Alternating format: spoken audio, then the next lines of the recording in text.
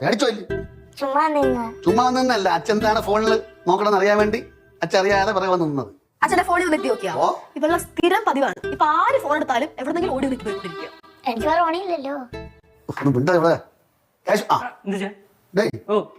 അമ്മയും ശ്രീകുട്ടനും കൂടെ പുറത്തുനിന്ന് എന്തോ സംസാരിച്ചോണ്ട് നിൽക്കുന്നുണ്ട്. എവിടെ പോണവര്? ഓഫീസിൽ പോണെന്ന് പറയുന്നത്. എന്തിനു പോയത്? No idea. എന്തോന്ന് കേശു ഇത്? നിന്റെ ടാലന്റ് ഒക്കെ പോയേട്ടാ.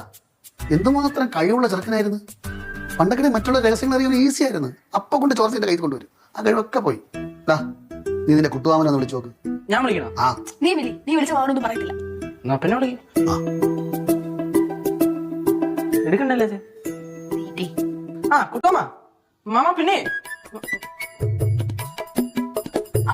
അല്ല മാമ